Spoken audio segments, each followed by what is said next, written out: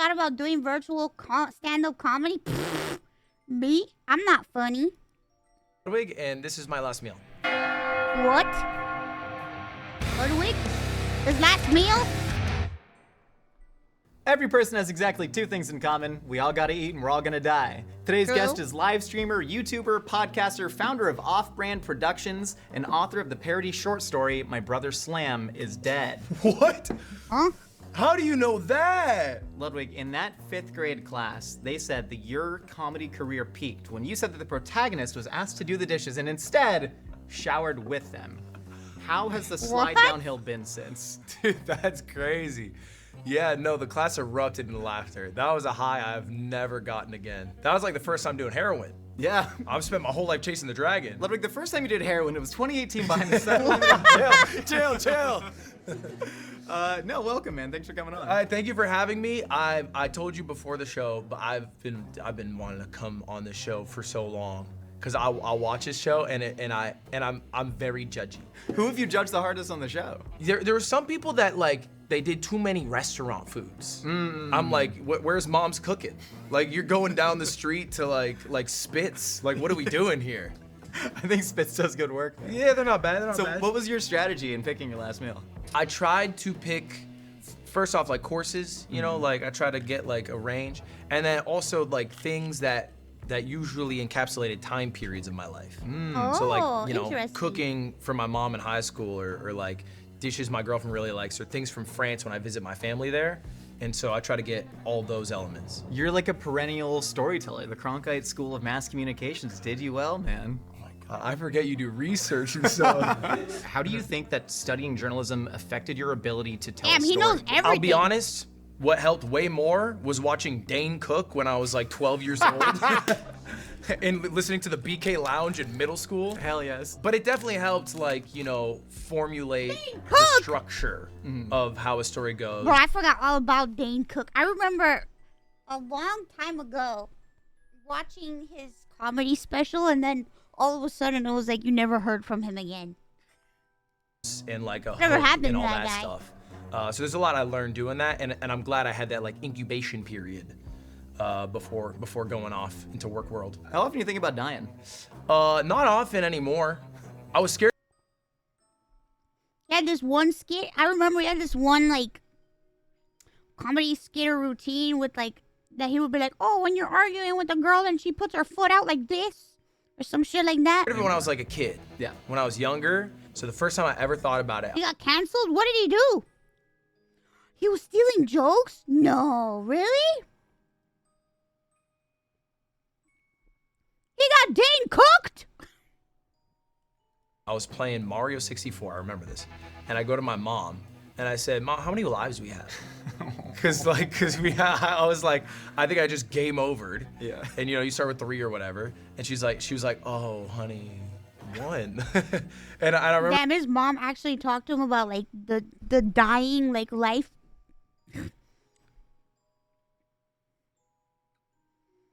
Man, when I grew up, my mom was like, "If you're bad, you're gonna die and you're gonna go to If you're bad, you're gonna die and you're gonna go to hell." I remember thinking at the time, I was like, damn, bummer. So don't be bad. Video games are way better than Yeah, it'd real be life. so sick if you could have like 3, you know what I mean? You could do so much more, but that was the first time. And then I had like a little arc with it, but I'm chill now. That's great, man. Well, I'm excited to get into the linear story arc of your life. I'm excited to maybe reignite some of that death anxiety. You ready to do it? How do you pace yourself to be able to eat all the food? I have only had a protein shake, and then I went crazy on the Peloton. Oh, you're perfect. I Oh, went shit, stupid on that thing. Peloton. That'll actually like give you a natural stopping point because your stomach's not expanded right now. Uh-huh. It's like professional eaters before a hot dog competition, they'll actually eat a bunch of like cabbage and stuff to bloat them, so then they pass it. So right now your stomach's actually pretty small. What? Is that true? Ludwig, for the first course of your final meal, we that have a a baguette? pumpkin scone, a little bit of maple drizzle icing on Pumpkin there. scone? We have a cappuccino, whole milk, only the best, and then a baguette with Normandy butter. Now this is Président butter. Can I break you off a piece of baguette? I've never had a scone before. Just give me, rape it with your hands. Oh, No wrong. God. Yo, Do you ever, cheers, man. You know Let's that celebrate. ratatouille thing? Yeah. You know it's a good loaf? That's a good That's a good of loaf, bread. brother. We're Is eating this- good. is- That's so like. It's crazy how different bread is around the world. It's so crazy. Cause I would have been like, bro, I need myself a big pan cubano, nice and soft on the inside. The culo part, the butt part. I want the culito part, the butt parts to be nice and hard, crunch. And in the middle, it has to be sunken in and kind of soggy because that's how it's supposed to be. You know what I mean? It can't be that hard. And inside, it has to be nice and soft. It has to be really soft. Okay, but the culo part has to be crunch. Don't fuck with me. Are we digging into the bread Dig, first? dude, dig in, man. Talk to me about the baguette. You are French. This is the most French thing in the world. Yeah, so I'm the least French person in my French family because I'm the only person born in America. You know what I mean? Oh, interesting. Yeah, everyone else is born in France or like Sweden. But every time I go to France, like a lot of French food's intimidating. Baguettes are not intimidating. No. So like the American kid, what I would do is I would just eat Blah, blah, baguette. blah. I'm going a little stupid with this, if you don't mind. Dude, please, I'll How get about stupid you? with you. I just would eat like baguette, but like plain. And my mom used to get so mad at me. She'd yell at me. She would be like, "Ne mange pas le pain sec," which just means like don't eat plain bread. Like it's a waste of you're wasting your food. You're just eating plain bread. And I was like, "But mom, it hits." Did you say that at the time? You said, but mom, it hits. I was really advanced. in my Mom, it belief. baguette hits. is The bread fire. hits plain. Bro, I would eat my Cuban bread plain. 1999. My pan cubano, Oh, that's so pan, good. pan de I was something agua, about pan French dulce, butter. What were they pan- doing to the cows over there? They're actually, so the grass is actually denser, especially in Normandy. That's why a lot of the best butter comes from there. And there's actually a brand in America called Plus Gras, which in French, Plus Gras, More fat. more fat. So richer grass creating more butter fat content, about 82%. There's only about 80 though.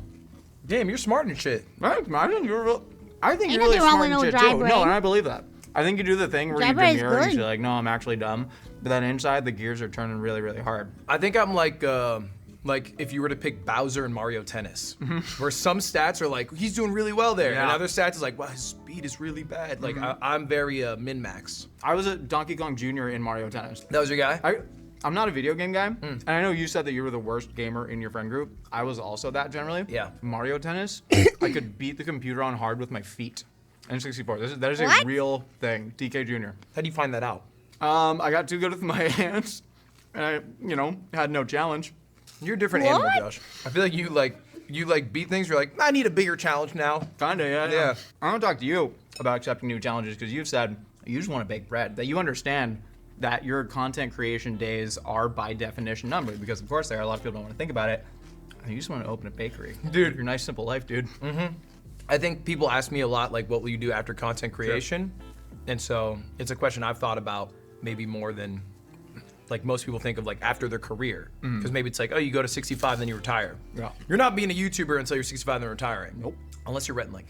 Yeah, I don't know. I've just always loved bread. And I think like what's the most valuable thing you can do? It's like provide value to community. And it's like if you can just create amazing bread for your community, it's like you're one of the biggest pillars of that space for your local community. It's like same with being an amazing barber. Those are like the people who hold it all together. So, and this is the thing that I like, I don't like cutting hair. I like eating bread. I feel that. How much of that do you think is a desire for like real life social relationships as opposed to a millions of digital parasocial relationships?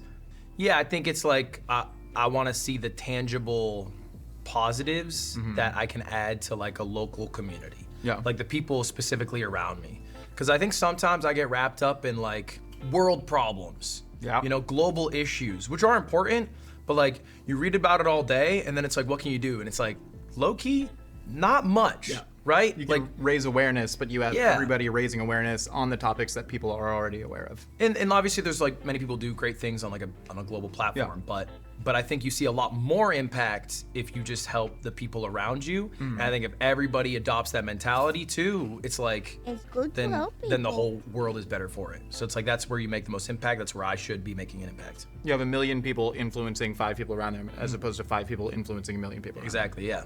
Damn. Can I suck this down? Shut that down, dude. No, never ask anything. Also, Cheers. earlier he was like, "Is any guest finished every single bite of food?" And I was trying to tell him like we should. forgot that there's like 9 sticks of butter coming out. What? That'd be tough. Yeah, we start with a full baguette, and then it's like, yeah, we have 9 more courses. Little Abby. Dig into the scone, man. What's the deal with the scone? Oh my gosh. So, okay, my girlfriend, like, I say I have this dream of being a baker. She gets mad at me when I bring it up. Because my girlfriend, Cutie's a phenomenal baker. She's an Like, amazing absolutely could make baker. anything I want.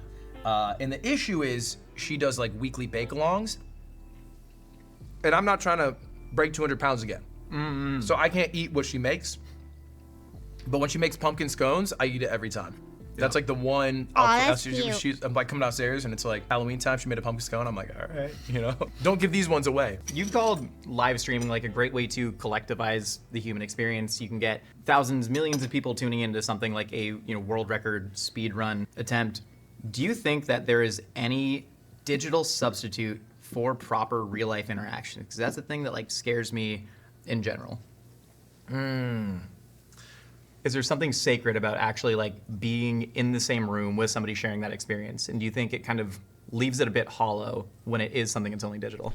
I mean, I think 100%. I think it right? is. Like I think there's a lot of value, and I'll give you an example. Is like, I don't know if you. It's very important. Human contact and human interaction is very important. But there's so many people in this world, so many people on Earth, that for one reason or another, they can't interact with others outside of in real life. Like, they can't. Be it that they can't because they have horrific agoraphobia, or they have a illness, or they have something. And I feel like the internet is a great thing that exists now that allows people like me, people like other people who just can't go outside and interact with people.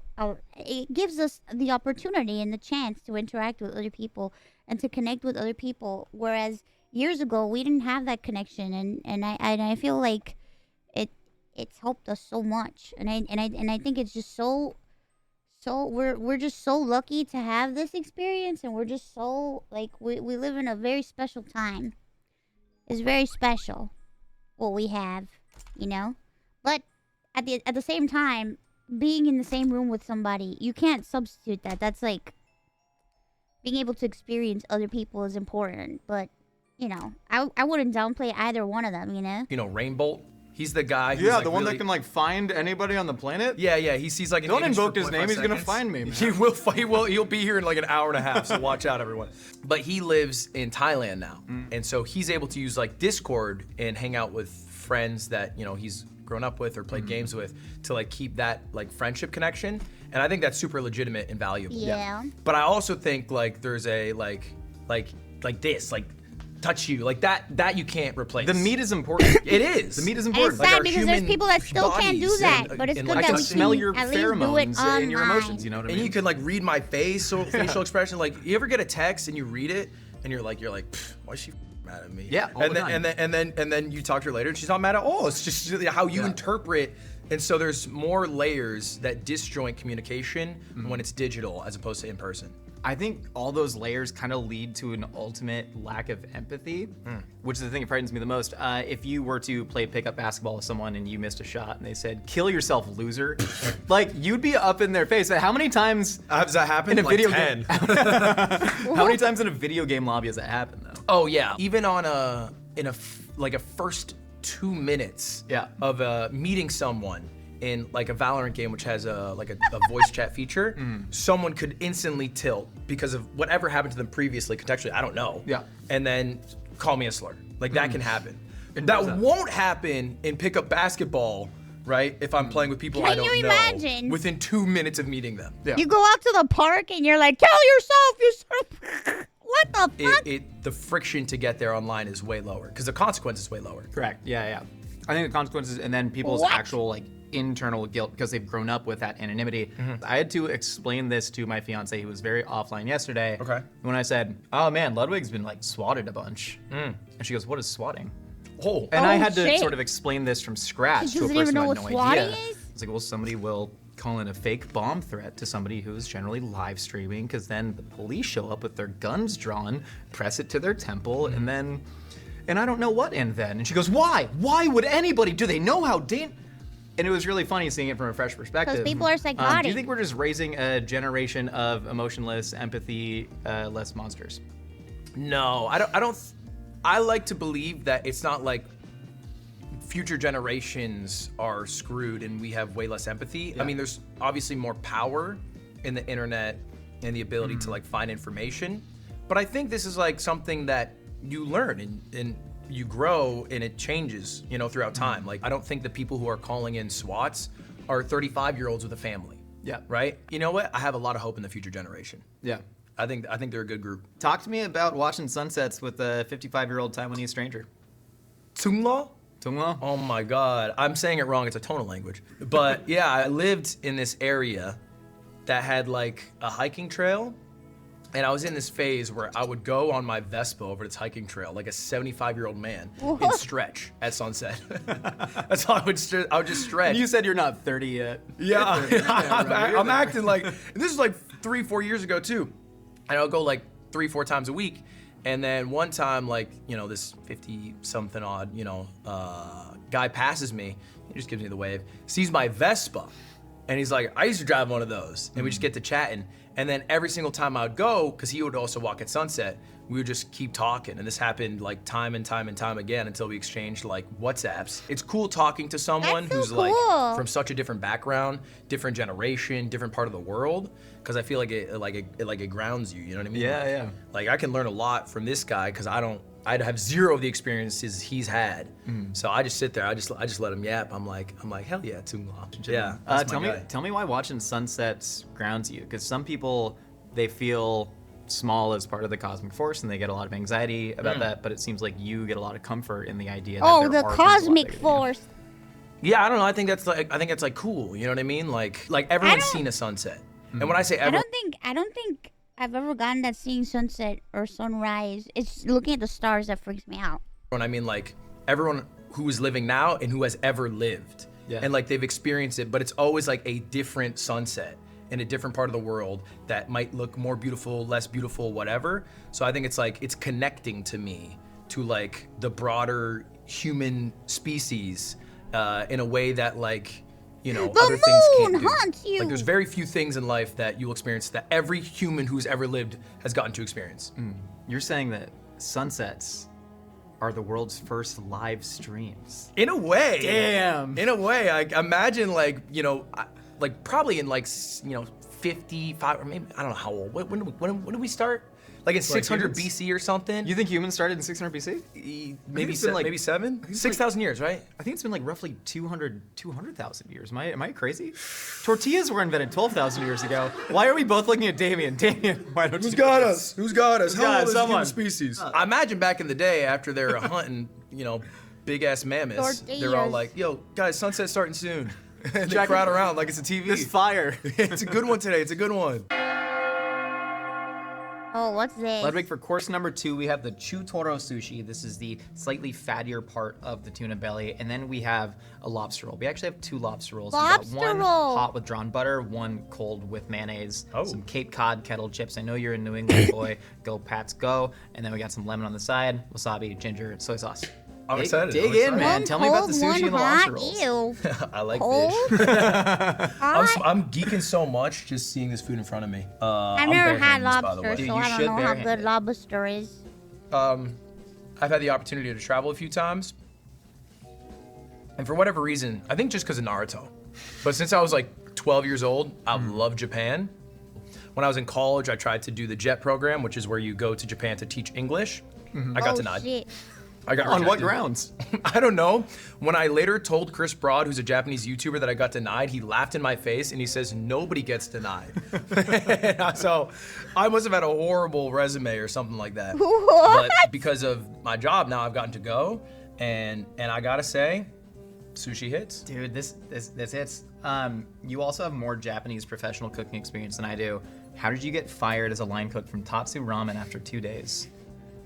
2 days. Have you cooked at many restaurants? Not a ton, but I have. It is a hard job. And not only is it hard, you're not paid as hard as you are working. No. There's a disparity there. Cool, dang.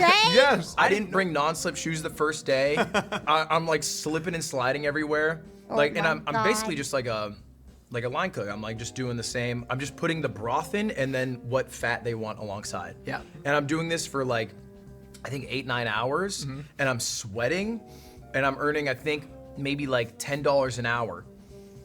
After I do 2 days, I go across the street, because this is in Pico and Olympic in West LA. There's a Best Buy. I needed to like pick something up from Best Buy. I see there's a job application there. I apply. They offer me $12.50. Huge. It's air conditioned. And I'm like, bro, I'm not cut out. I can admit I'm not cut out for that chef life. And so I went to the nice, comforting Best Buy instead. Oh Digging my the lobster roll, God. yeah. Also, you've said some out-of-pocket stuff on your streams, but maybe the most out-of-pocket thing, hold on, I've ever heard is you talking about Trevor Everett saying that he can't cook. Oh I'd my like God. To give you the platform right now, Uh-huh. I know you're nervous, to clear the air. Why do you think Trevor can't cook? I disrespected Trevor. It's not that I didn't think Trevor could cook. It's that I thought your name was Trevor. Now I'm offended. What? Oh my God! Now we're both offended. What the heck? Trevor, my man. I had mixed you guys up. The way Cutie had phrased it is she's like, yeah, I got like mythic dude coming to judge cooking. And in my mind, I'm like, oh, Josh is coming through. Yeah, the Jack's handsome, most successful. And then Trevor shows up, and then I was like, this guy can't cook.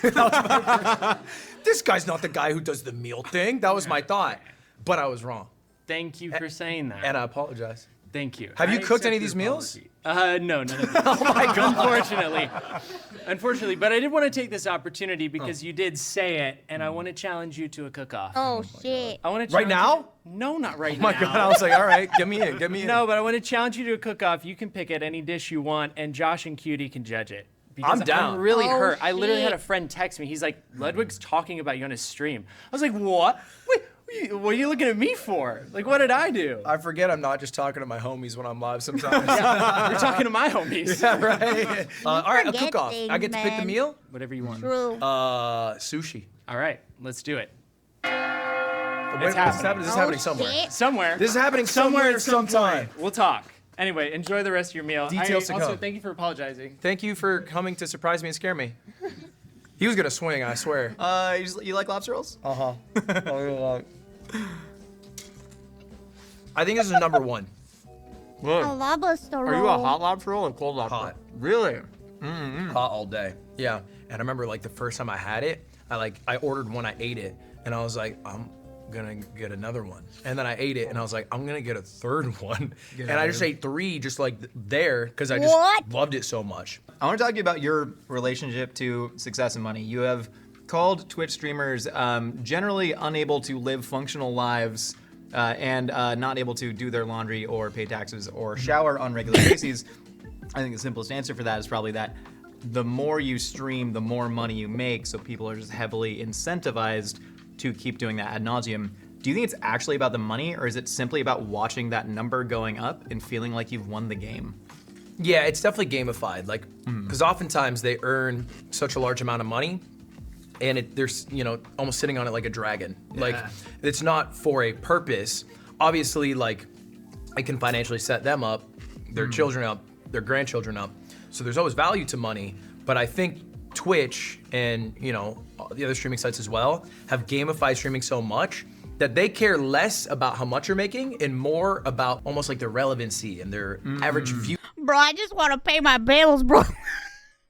I just want to pay my bills and take care of my family, please. Viewership being high and like new peak concurrent viewership I didn't pay numbers. The real I gotta currency pay is my just bills. attention, right? It's just keeping people transfixed. Yeah. And that comes from both the supply and the demand side, both the audience and the people actually doing it. Your self-worth I got bills to becomes pay. attached to how relevant you are, which you can objectively see if you go. There's a website, solinome.com, that ranks Pay my you. rent. And you have a ranking on how good you are doing. And if you're doing bad, it goes red % down, bad month, bad week, bad year. And you feel bad when that happens. So I almost think it's Yeah, and, it's hard because it's like you get those rankings and those things shoved in your face all the time. And it's being shoved in your face everywhere. And it's hard. It's hard not to see it. And it's hard not to pay attention to it sometimes because it's everywhere and everybody's talking about it and everybody's commenting it.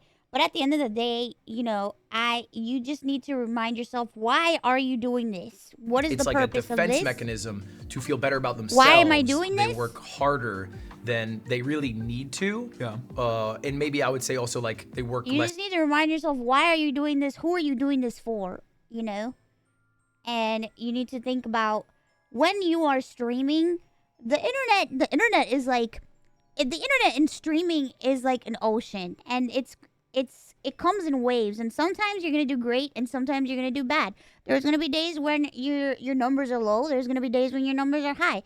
And that's okay, because it's an ocean. It's rising and falling all the time. You know what I mean? Just keep on doing you and do what you gotta do, Keep on doing you and do what you gotta do. And that's all that matters. Less efficiently. Like they're just putting all their time into streaming instead of like maybe being more well-rounded and knowing. But how... also, I am also very mentally ill, and I stream a lot because.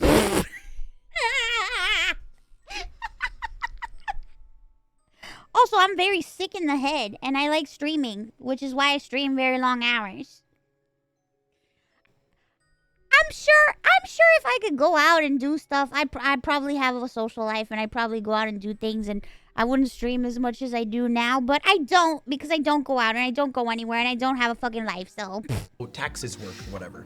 You seem like you have a pretty healthy relationship with money, though. You've talked about like Also, why do I have to know how taxes work? I have an accountant for that. Jesus. 2 phases in life as it pertains to money. The first is trying to get safety and security, heck? set yourself up with maybe a house. I have an And then the accountant? second, I don't which even is know like that shit. kind of where life almost begins, is like what fulfills I you have and an actually accountant makes and I have you a sister. happy. What stage are you in right now? It might be phase 2, but I think the reason I work and the reason I do what I do is mostly responsibility at this point. And, because I have like a certain amount of employees. Like I have family members who I'm trying to like support. I have like friends, family, got all that family stuff. members, So, I have people so it's like a supporting. responsibility and not like It's crazy because I went from being the dependent one. I've been dependent on my parents for so long, and now I am the one that I have dependents now, and I'm the one that is supporting people, and it's crazy. It's interesting, and it's kind of scary because like I have the worries that my parents had, so it's like, because now I have to provide for people's life. I'm the one doing it. And that I don't it's enjoy nice. it. It's nice. I like that but sense of duty. I find and I that like to be like, it. purposeful. And I realized with doing this, like what he just said, I like it. I like being dependent on, and I like being dependable, and I never thought that I would like it, and I never thought that it would be something that I would get to do. And now that I can do it, I like it. I like the fact that my family depends on me, and it's very nice. I feel like a grown up, and I like it because I've never felt like a grown up in my life, and now I finally do. And it's nice to feel like an adult for the first time in my life. Yeah. How did you sort of exit that rat race of needing to see the high numbers? You talked about getting, the first time you had 10,000 concurrent viewers on a stream, you were stoked. But then anytime you go up, you gotta come down. You said the next day, you just laid on the ground, unable to click the go live button because you were afraid of not getting to that level. Do you think you've gotten outside of that? It's gotten better? Yeah, that happened a lot. That probably happened like 10 times where Yeah. I would have an incredibly good stream, but your best stream is only as good as your next stream. So if your next stream is bad, then that's what people know you for. Like, it's not like a film director. It's not like James Dean. He did 3 good movies and he's the GOAT. You know what I mean? Like, that doesn't happen if you do 3 good streams. And the way I got over it was by just kind of sucking it up. I was like, this is a me thing. This is a my brain thing. This is a my expectations thing. I can't start setting these insane expectations of myself because I'm just me. Do you think part of that is you streamed for 31 straight days, 24 hours a day? It Just to seems be like thank you so much for the there's gifted nowhere subs. more you could push it from there. Do you think you hit a sort of terminus? Yeah, I think so at that point I was still like deep in the rat race of like, bigger number, better person. That's the thing I used to say. And obviously like for that month, I was like the biggest Twitch streamer, both in like hours watched, and then I hit like the most subscribers anyone had hit, which was like a cool milestone, an achievement. And I thought after that, I was like, I made it.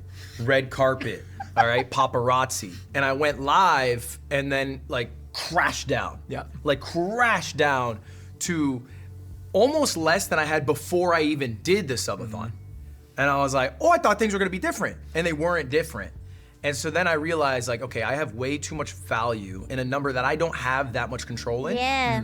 So I need to start spreading where I find value in myself outside of you a just single. gotta stop thinking about that fucking number. Stop chasing the number sometimes because, you know, you're gonna make yourself sick and you're gonna just start overthinking everything you do and you're not gonna have fun streaming. You're just not gonna have a good time anymore if you just keep on fucking number chasing. You just can't do it. You know, there's nothing wrong with looking at the numbers from time to time because, of course, you know, you wanna see where you're at. But it's like don't chase the number to the point where it's like it makes you sick because then you just don't find the same enjoyment in streaming that you always did all that time. You know what I mean? It's crazy. You know, I crashed like I remember every time I do my subathon, like it's so much fun and we have so much fun and it's great and I like it and you know, we always achieve incredible things and stuff, but it's like the biggest, like the highest of highs, and then I always get like extremely depressed when it's over, and I'm like super sad for like a week when it's over, and it's like crushing sadness when it's done. But then, you know, you just get over it, and then I just start thinking about all the other stuff that I'm gonna do. Number that I can't control, and I should put my value in things I can't control. Yeah. What's the biggest source of value that you find right now outside of any sort of numbers? I think it's like the value that I add to the people around me. Like I think Yeah, that, like, when I jumped on Connor's stream after the third subathon was over, I like had like a panic. It was like a weird, like the craziest, like it wasn't a panic. I don't know how to explain it. I just cried because I was like, I don't know. I don't know what I was thinking at the time. I just remember everything was over and I was just like extremely sad. It was like crushing sadness and also crushing loneliness.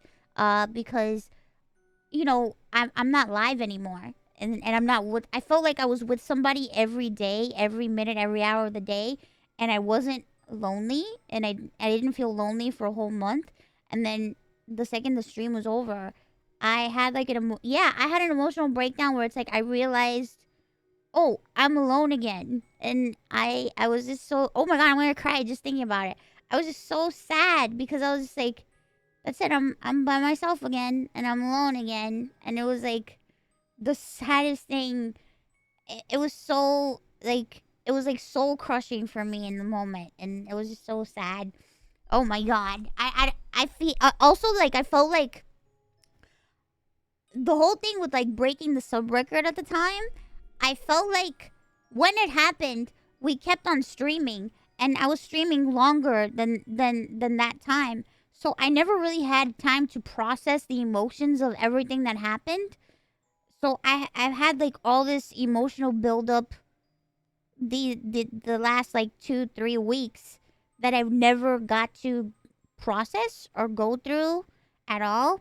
And then it was just over like in an instant. It was like the timer ran out and that was it. It was done. And I just felt like I didn't have any time to like even understand what we did or what happened or anything that was going on. It was just, you know, it all came so fast and it was so surprising that by the end I was just I was just left with like, what happened? Now what? What do I do? Oh, I'm by myself. It was so crazy. It's so crazy. But yeah, I never do subathons to like chase numbers or anything, or like I never go into them thinking, oh yeah, this is totally gonna boost this and boost that and da da da. I do it because I want to do it. I do it because, you know, I want to have fun with the community, and because it's great. It makes me happy. It makes me happy, and the only thing I ever want to break is my own record to see just how far we could take things. You know what I mean? It's crazy. Ugh. Like makes me feel the best. The meat matters. Yeah, and I think that's it. I think it's literally like, can I make the lives of the people who I love better? And if the answer is yes, then it's like, good day. Yeah.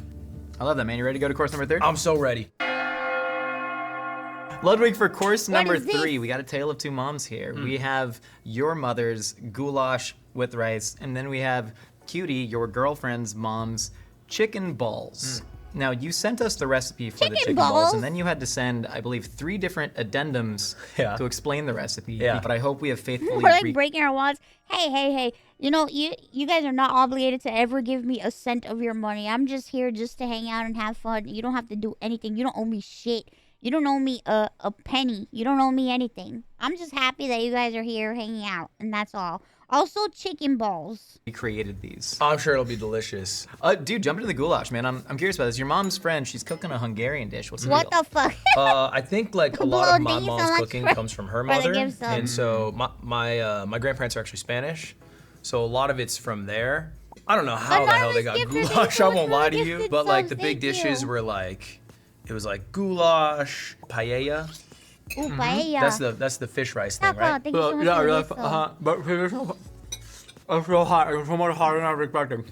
I looked at you and I thought you were weak for some reason. Anthony, thank you so much for the 5 gift One, subs. how dare What you? the? This is where the bread goes crazy. Traditional paella Okay. valenciana actually only has chicken and snails in it. What? Yeah, crazy, right? That the one everyone eats is the yellow rice with the fish, right? Yeah, correct. Yeah, they put shellfish on it, but Real Valencians, talk to me about your relationship with your mom, because I know it's still hot. I Just bit go my on. tongue.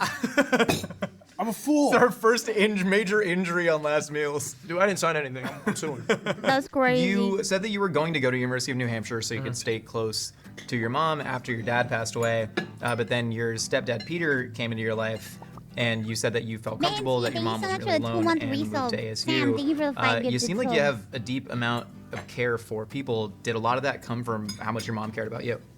I mean, yeah, 100%. But like, also it's just me and her, you know. So like, my dad passed away when I was 10, Oh and then my. my sister went to college because she's 4 years older than me. So like, all of high school is just me and my mom, you know. That was like Good, thank you 8 for the years, gifted about subs. 8 years where she didn't date anyone, she didn't see anyone. I felt like maybe Mike, a responsibility. thank I you was for like, the man, if I gifted just left sub. her, she'd be all the hell? alone in quiet house that's supposed to be for 4 people, and now it's just 1. Like, that's sad. And then she met this dude Peter, and they were sneaking around like I was an idiot. I would hear at like 5 a.m. someone shuffle out of the house, and then she'd be blushing. I was like, who's over? But he's a very cool cute. guy, and that's when I realized I was like, okay, We don't owe she's her you own anything, person. but She's we got- love you she's and got her wanna own life support you, going on. Like, Marzi. I don't need to Oh, do this. thank I don't you, need you want me to Anna. do this. Thank you So for I can the adventure bit. the great Thank beyond. you guys are too And I also kind. didn't Thank get you. into UNH, so that made it a bit easier. You didn't get into UNH? I didn't even get into UNH. Bro, it's bro. UNH. I, It's not like you're from Harvard. There's a lot of big schools. Bro. You didn't get into UNH. what do you think I went to ASU, the Harvard of the Southwest? Tell me about Cutie's mom's chicken balls. So Cutie's a godlike cook. This is like the one dish that she makes. It's like you don't keep track of how much you eat. I'm okay. I hate the way I'm gonna phrase this. You can go like 2, 3, 4, 5 balls deep. Yeah, You know what I mean? Sometimes I'll go 6, 7 balls deep if I'm really feeling it. Because it's just like it's like a snack. want a It's just chicken like ball. a What the yummy heck? snack. So I just keep eating it. So of all the dishes she makes, this is the one that like when I see it and I come downstairs, I'm like, it's a great day. Yeah, It's a great You just loves her cooking. It's day to so be alive. sweet. Man, can I dig into the chicken balls? Please. So, for people who don't know, this is a crescent dough filled with shredded chicken, cream cheese, Just wanna do and this. mushrooms that are then crusted in nuts and breadcrumbs and then dipped into chicken gravy. Oh my god. that is insane. It's dude. good. That's insane. It's just good That food. sounds It's like so if you combine good. a Costco What chicken the bake fuck? with a pecan and nut ball. Dude, if the Costco guys got a hold of this, Oh my god, they can never. you'd hear the boom. It was funny when you sent me the recipe for the chicken balls, you said that Cutie's mom, who passed away, was a notoriously incredible cook and a notoriously terrible recipe writer. I think those little quirks are what you really remember about people after they pass rather than the big gestures. You've said that when somebody passes away, it's kind of a war to keep them in your memories for as long as possible that you're eventually going to lose due to time. Do you remember any of those funny little quirks about your dad? Yeah, man, that was like a deep fear That's of so mine sad. that became like realized because it's like little things. Like I was 10 when my dad died, so it's like, what does his voice sound like? Is something that like unless you have like a lot of recordings, like you forget. Like, what did he smell like? I think it's those things that you don't necessarily think about. And like obviously it's easier to know what someone looks like. Oh no, I'm gonna cry. I'm gonna cry thinking about my dad. Like it's those other things that make up what a person is. It's the meat, it's the smell, it's the voice, it's their presence, it's everything, yeah. Yeah, so I mean, I think his weird quirks, I think honestly it was a smell. Like for some reason, he always smelled like old genuine leather. And occasionally, like, I'll catch a whiff and it'll smell exactly like him and I'll get so emotional. Yeah. It happens like once every like 3 years. It'll just be a random, like, cause I'm not seeking it out. Yeah. It's just like something in my life I hit and I'm like, that's my dad I right remember. there. I know Which my is always a dad cool smells thing I like- like when it happens. Yeah. I'll So never my dad forget passed when I was 19, and I get emotional. This is so dumb. Every time Jar Jar Binks gets brought up in conversation. What? Because my dad, for whatever reason, would call me Binks because I loved the character Jar Jar Binks, and then he would do the most unhinged Jar Jar Binks impression that made no sense. Where he'd go, "I'm Jar Jar Binks," and it made no sense whatsoever. But anytime I hear Jar Jar Binks, Someone's doing like a Misa thinks. yeah, literally. My God, that's sweet Oh, though. That's that's cool. so sweet. It is really what sweet. the Hey, fuck? Dead Dad Club. Dead Dad Club. Yes, I've been sir. talking about starting in like an adult orphanage. Okay. Yeah, know? yeah. Do you think that your dad dying at a young age gave you a lot of perspective on life and death? Yeah. Because I think maybe like the more normal progression is you're eased into death. Yeah. Right. So a lot of people's first experience with death is a family pet that maybe they had before, the parents had before the kid was born. Yeah, well, so I they think for a you're bit. eased in, but like age 10, like dad's kind of the big one. You know what I mean? That's like Yeah, it's yeah. like that's one of two there crossed off. So I think it made it very real. And like you're 10, bro. Like I don't think you know how to deal with that. Yeah. So what I did is I just watched cartoons for a week straight and then just like cried a bunch. And I love cartoons now. So Yeah. that's a positive that came from it. But I think what it also did is like made me grapple with death earlier than you might. And so like I had to like, cause I struggled. It wasn't at the start. I was like, okay, yeah, people die, cool. Sure. But like at the start, I was scared of it too. Then you know what I mean? I was like, I don't want that to happen to me or like anyone else I know. And so I had to go through that, and then like come out where I am now, which is like, yeah, I'm more okay with that happening. Yeah.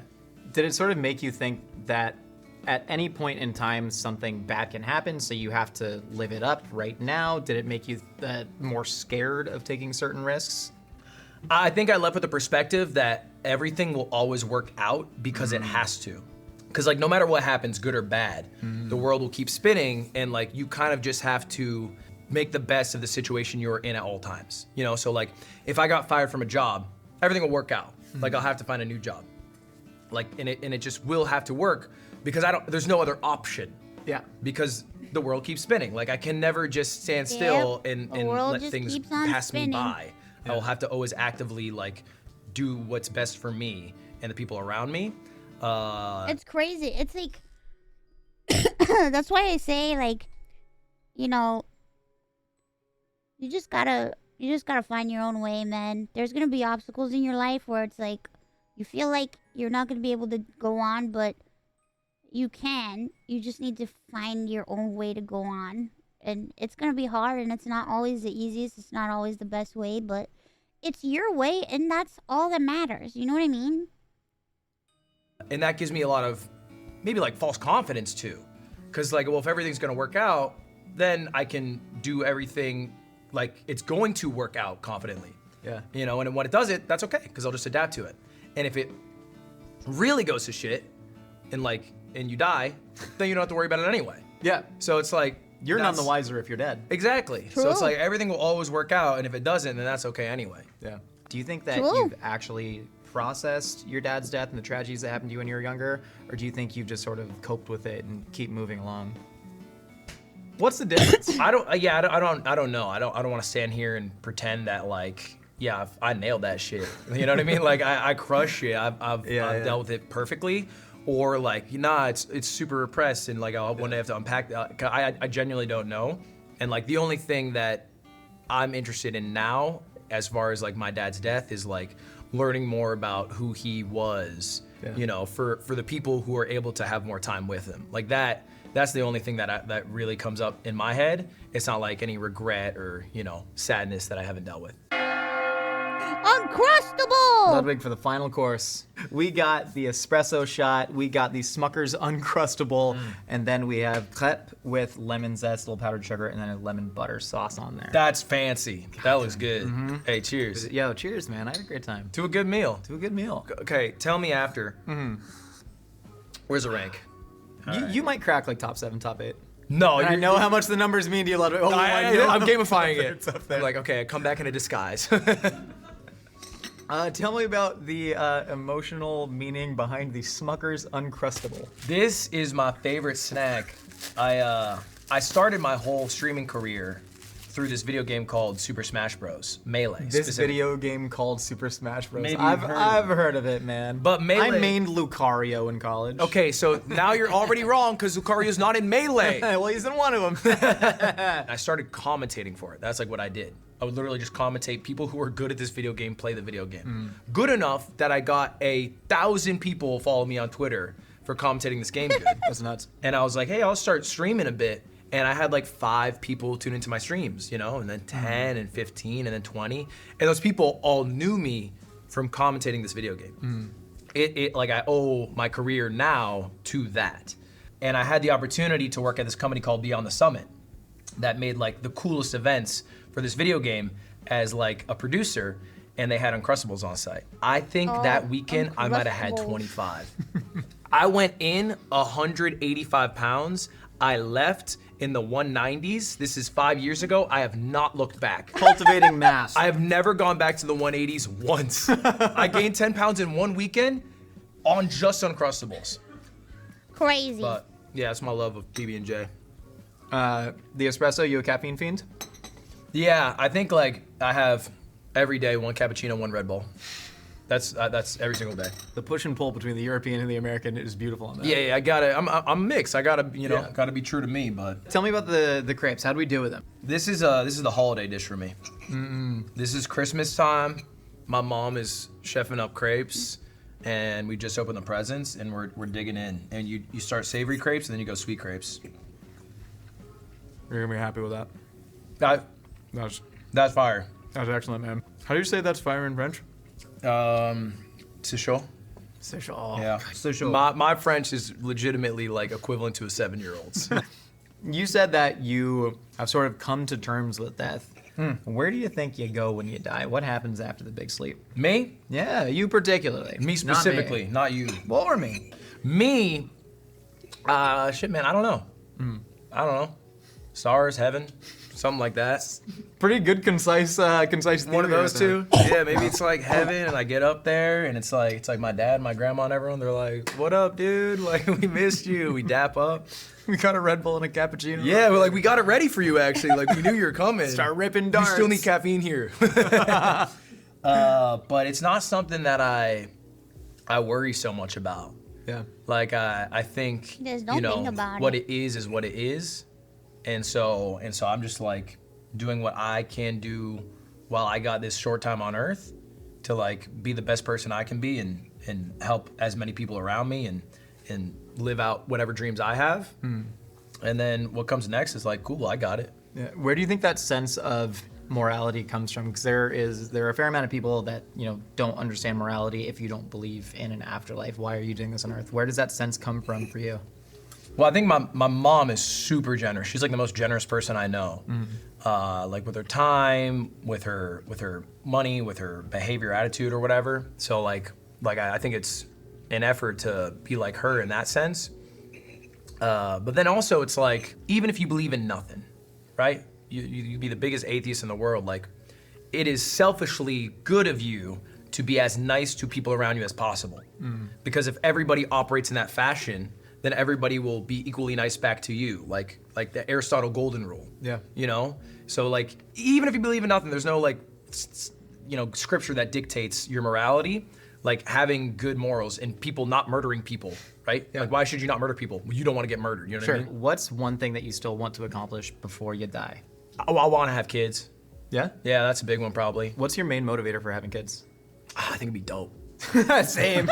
Like actually, kind of, right? Yeah, I just think it'd be cool. Like I think I could do it good.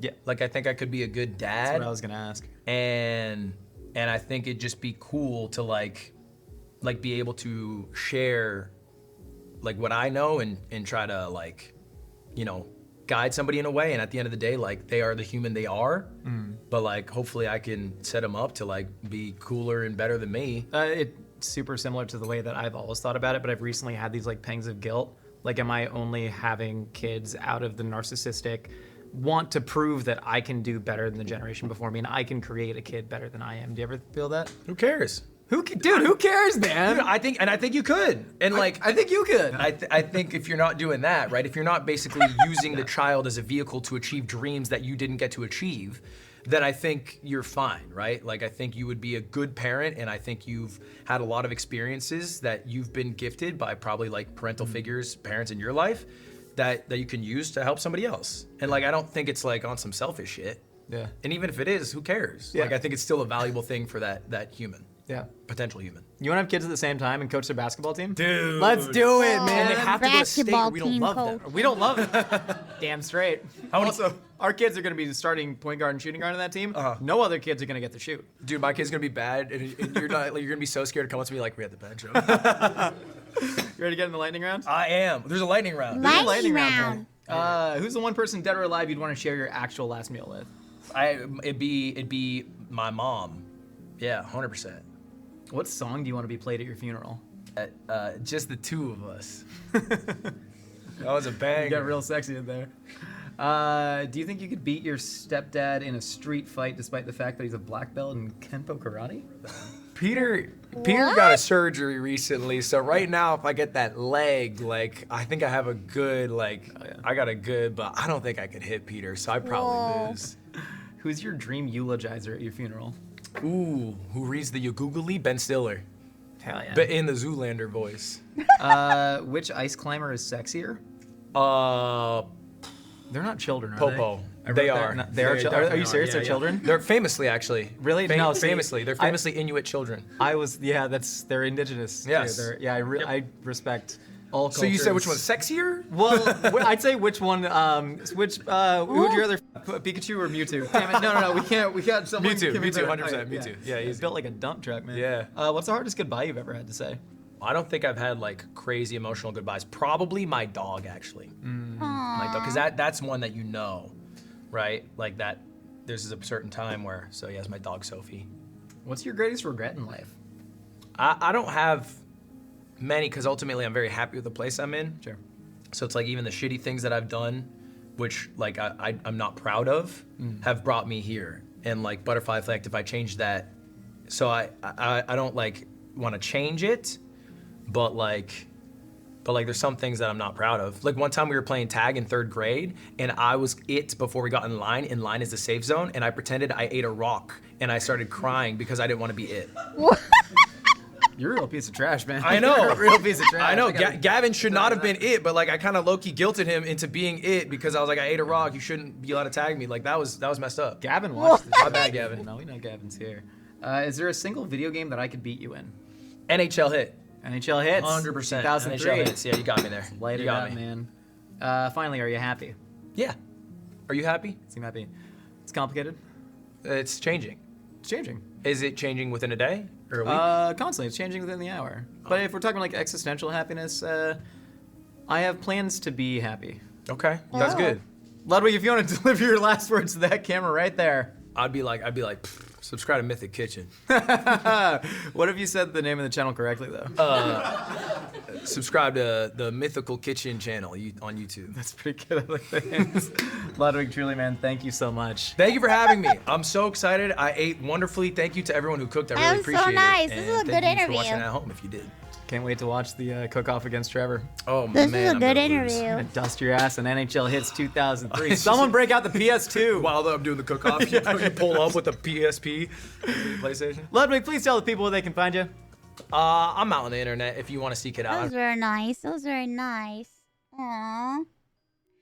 Ironmouse Mythical Kitchen. Can you imagine? Can you imagine? Can you imagine? What are they gonna do? Have me on a little iPad right there? You eat all my food for me, because I'm not going to eat it.